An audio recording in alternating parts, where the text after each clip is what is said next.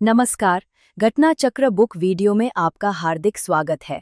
आइए प्रारंभ करें इस यात्रा को, जहां हर विषय वस्तु को हम सरल, स्पष्ट और परीक्षा उपयोगी ढंग से प्रस्तुत करेंगे। नमस्कार। कभी सोचा है कि जिस इंटरनेट का हम सब हर रोज इस्तेमाल करते हैं वो आखिर शुरू कैसे हुआ? आज हम समय में थोड़ा पीछे चलेंगे और उस पहली चिंगारी की कहानी जानेंगे जिसने हमारी इस डिजिटल दुनिया को जन्म दिया। तो चलिए आज इसी कहानी की तह तक चलते हैं। तो सवाल यही उठता है कि ये जो इतना बड़ा नेटवर्क है जो हम सबको जोड़े हुए है, आखिर इसकी शुरुआत हुई कैसे? देखिए, ये कोई एक दिन में हुआ जादू नहीं था। नहीं, इसके पीछे दशकों की मेहनत थी, कई एक्सपेरिमेंट्स हुए और एक बहुत ही खास जरूरत थी। अच्छा, तो ये कहानी है ना, ये किसी गैजेट या कोई फैंसी कोड से शुरू नहीं होती। नहीं, इसकी शुरुआत होती है एक बहुत बड़ी प्रॉब्लम से, एक ऐसी चुनौती से जिसका हल निकालने के लिए कुछ एकदम नया, कुछ क्रांतिकारी सोचना जरूरी था। बात है कोल्ड वॉर के दौर की। उस समय अमेरिकी मिलिट्री के सामने एक बहुत बड़ी टेंशन थी। उन्हें एक ऐसा कम्युनिकेशन सिस्टम चाहिए था जो एक न्यूक्लियर अटैक के बाद भी, मतलब सब कुछ तबाह हो जाने के बाद भी काम करता रहे। सोचिए, तो एक ऐसा भरोसेमंद सिस्टम जो किसी एक जगह से कंट्रोल न हो। बस यही जरूरत थी, वो चिंगारी जिसने आगे चलकर इंटरनेट की आग लगाई। तो ठीक है, प्रॉब्लम तो समझ आ गई, पर इसका सल्यूशन क्या था? खैर, जवाब आया एक बहुत ही एम्बिशियस प्रोजेक्ट की शक्ल में। एक ऐसा नेटवर्क जिसने हमारे बातचीत करने के तरीके को हमेशा हमेशा के लिए बदल दिया। इस प्रोजेक्ट का नाम था ARPANET, मतलब advanced research projects agency network. और ये आइडिया किसका था? अमेरिकी डिपार्टमेंट ऑफ डिफेंस का।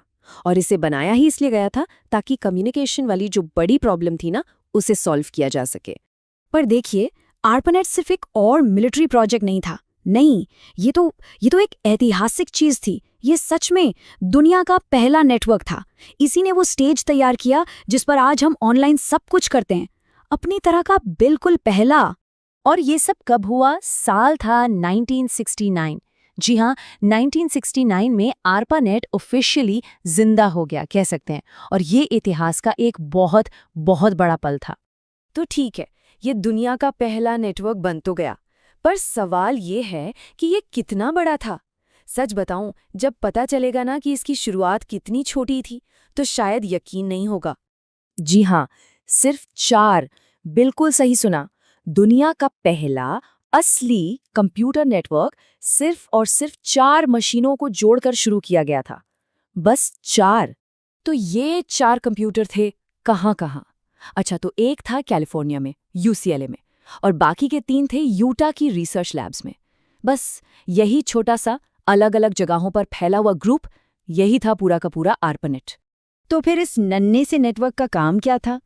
इसका पूरा का पूरा फोकस डिफेंस डिपार्टमेंट के लिए रिसर्च और डेवलपमेंट पर था। मतलब ये क्लोज्ड प्राइवेट सिस्टम था, आम लोगों के लिए तो ये बना ही नहीं था। लेकिन कहानी यहाँ खत्म नहीं होती। अरे, असल में तो मजा यहीं से शुरू होता है। सोचने वाली बात है कि एक बंद मिलिट्री प्रोजेक्ट पूरे दुनिया के लिए एक पब्लिक रिसोर्स कैसे बन गया? ये हुआ कैसे? देखिए, इसमें ना एक लंबा वक्त लगा। ARPANET बना तो था 1969 में, पर आम लोगों तक पहुंचते पहुंचते साल आ गया 1989। मतलब पूरे 20 साल। ये जो 2 दशक थे ना, ये डेवलपमेंट और बदलावों से भरे हुए थे। और ये जो बदलाव था, वो कोई छोटा मोटा नहीं था, जबरदस्त था। सोचिए, 1969 में एक बंद, सिक्योर मिलिट्री रिसर्च नेटवर्क, और 1989 तक आते आते वो बन गया एक ओपन पब्लिक नेटवर्क जो पूरी दुनिया को एक दूसरे से जोड़ने वाला था। तो बात का निचोड़ किया है यही कि इंटरनेट कोई एक रात में हुआ चमत्कार नहीं था। नहीं, ये तो दशकों की गहरी, एकदम फोकस्ड रिसर्च और मेहनत का नतीजा था।